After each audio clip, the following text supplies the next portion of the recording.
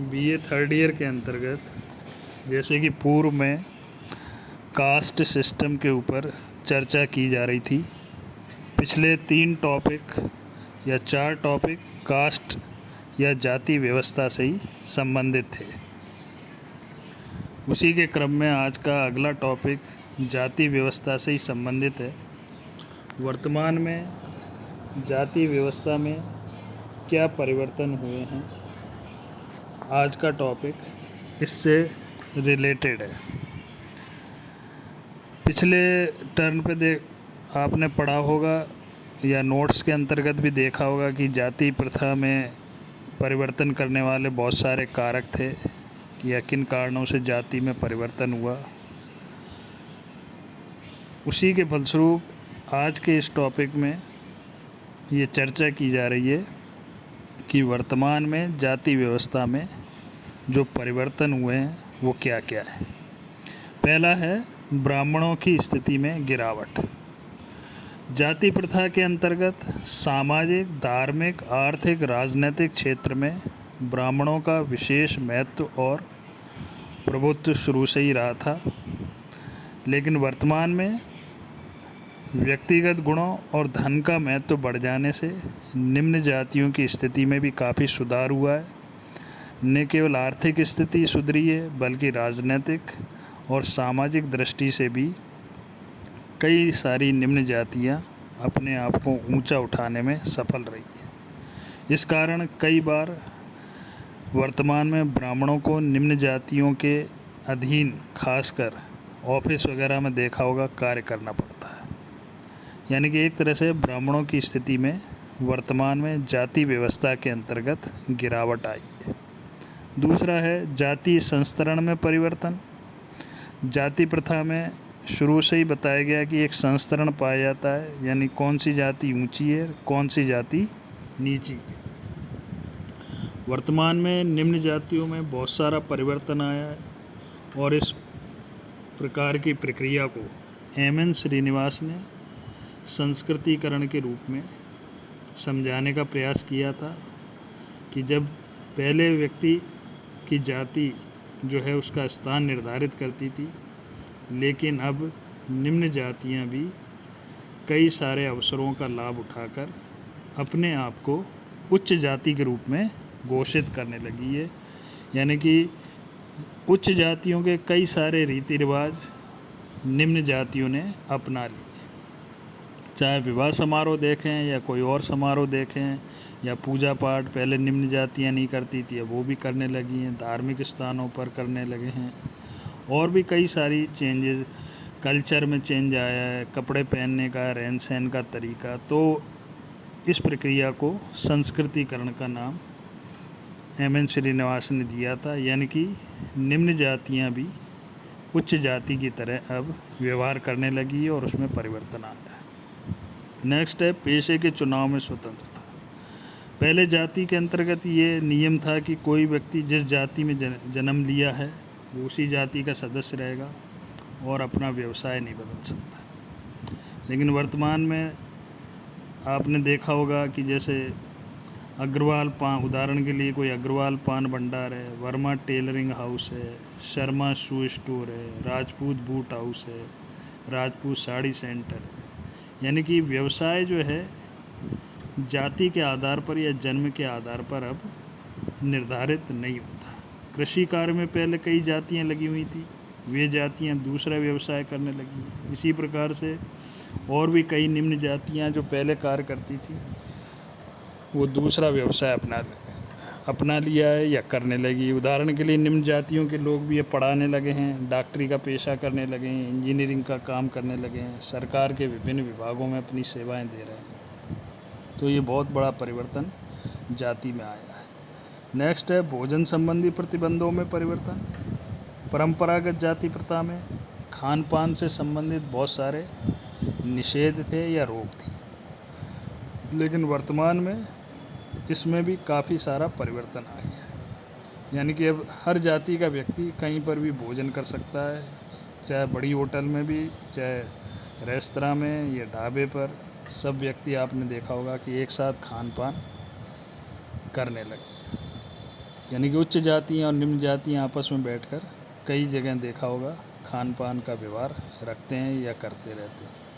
Next है जन्म के महत्व में कमी। जाति प्रथा में एक और जो परिवर्तन आया है वो है कि पहले जो व्यक्ति उच्च जाति में जन्म लेता था उसकी स्थिति समाज में उच्च रहती थी। वर्तमान में इसमें भी परिवर्तन हो गया है, यानी जिस व्यक्ति के पास स्टेटस है, चाहे वो सोशल स्टेटस हो, चाहे इकोनॉमिक स्टेटस हो या पॉलिटिकल स्टेटस हो, अगर उसके पास वो स्टेटस है तो समाज में उसका महत्व बड़ा है, न कि जन्म के कारण उसका महत्व बड़ा है। उदाहरण के लिए अगर किसी ने ब्राह्मण जाति में जन्म लिया और उसके पास कोई सामाजिक आर्थिक स्थिति नहीं है तो समाज में उसकी स्थिति कोई बहुत अच्छी नहीं मानी जाती। और यही कोई निम्न जाति के व्यक्ति अगर IAS बन जाता है या विधायक बन जाता है या सांसद बन जाता है तो अपने आप समाज में उसकी स्थिति उच्च हो जाती है, यानी कि वहाँ पर जन्म का कोई महत्व नहीं रह गया है।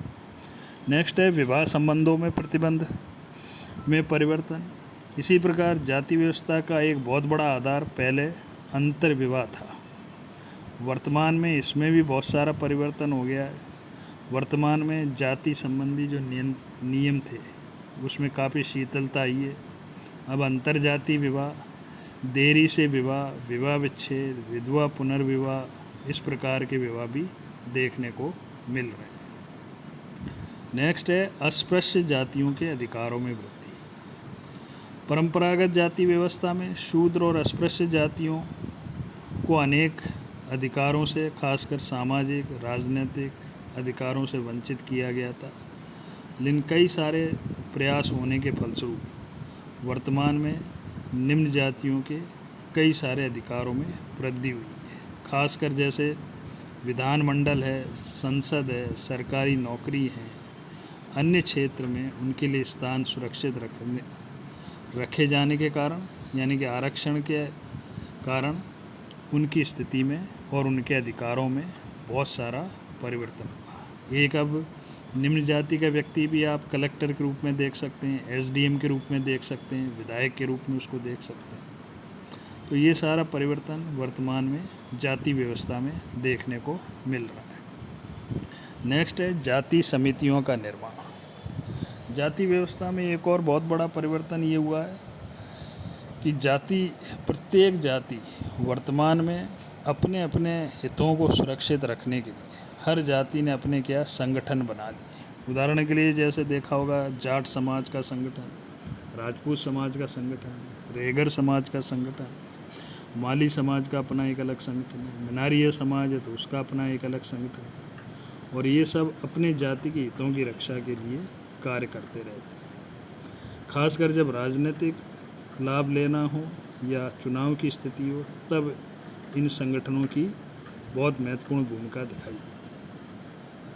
जाति नेक्स्ट है जाति के बदलते हुए संबंध। वर्तमान में जातियां के संबंधों में भी परिवर्तन हुआ है। राजनीतिक शक्ति को लेकर टकराव हुआ है। सत्ता उच्च जातियों के हाथ से निकलकर अब निम्न या OBC जाति के हाथ में आई है।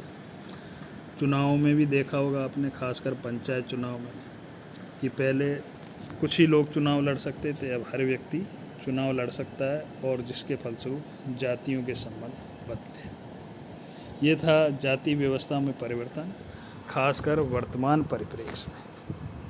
इन सारी बातों को देखकर कई बार ये प्रश्न उठता है कि क्या जाति व्यवस्था वर्ग में परिवर्तित हो रही है। वर्ग यानी class, is caste changing into class. क्या जाति वर्ग में बदल रही है। वर्ग का मतलब ये है, पढ़ा होगा फर्स्ट ईयर में भी आपने। वर्ग का मतलब है कि जहाँ पर जन्म के आधार पर नहीं बल्कि कर्म के आधार पर या योग्यता के आधार पर जिसका निर्धारण होता है।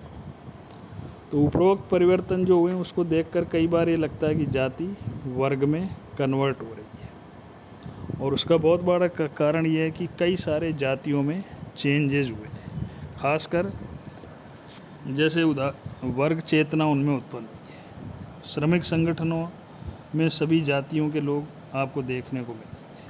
वहाँ पर अपनी मांग मनवाने के लिए सभी जाति के लोग एक साथ मिलकर कार्य करते हैं। तो इसलिए कहा गया कि जाति जो है वर्ग में बदल रही है। इसमें रजनी कोठारी ने एक उदाहरण दिया गुजरात के क्षत्रिय जाति संगठन का। वहाँ पर गुजरात की इस जाति में जो परिवर्तन आया है वो है कि वो पहले कृषि या उनका डोमिनेंट था, या वो जाति जो है पूरे समाज या क्षेत्र पर डोमिनेट करती थी, लेकिन वर्तमान में औद्योगिकरण और नगरीकरण के कारण गुजरात में क्षत्रिय जाति के लोग जो हैं दूसरे कार्य करने लगे हैं, कृषि कार्य करने लगे हैं या अन्य कार्य करने लगे। इसी प्रकार का बात ब्राइस रेन ने भी कही, और एक और महत्वपूर्ण व्यक्ति थे डॉक्टर सक्सेना, उनका भी ये कहना था कि वर्तमान में भारत में पश्चिमी समाज की कारण भारत में जो है वर्ग व्यवस्था का जन्म हो रहा है। लेकिन बाद में उन्होंने ये भी कहा कि अभी हम निश्चित रूप से ये नहीं कह सकते कि जाति क्या वर्ग में ही परिवर्तित हुआ। इसी प्रकार के विचार आगे चलकर योगेंद्र सिंह, नर्मदेश्वर प्रसाद और के.एल. शर्मा ने भी दिए। लेकिन इन लोगों का कहना था कि जाति अभी जो है वर्ग में नहीं बदली है। यहाँ पर के.एल. शर्मा की बात का उल्लेख करना चाहेंगे। के.एल. शर्मा का कहना था कि जाति धर्म सभा से हटकर चुनावों और व्यवसायों एवं नौकरी में अपने सदस्यों को सुविधा अवश्य प्रदान करती है, यानी उसके कारण ज़रूर लगता है कि जाति वर्ग में बदल रही है। लेकिन मार्क्सवादी और वेबर द्वारा बताए गए जो वर्ग के स्वरूप हैं, उस प्रकार का स्वरूप भारत में जाति के रूप में या जाति व्यवस्था में देखने को नहीं मिलता। यानी जो मार्क्स ने वर्ग की कल्पना की थी या वेबर ने जो वर्ग की कल्पना की थी, उस रूप में अभी भारत में जाति व्यवस्था परिवर्तित वर्ग में नहीं हुई है। यानी कहने का ये मतलब है कि अगर ये प्रश्न किया जाता है परीक्षा में कि क्या जाति वर्ग में बदल रही है, तो इसका आंसर ये होगा कि कुछ आंशिक रूप से जाति व्यवस्था में वर्ग के रूप में दिखाई देती है,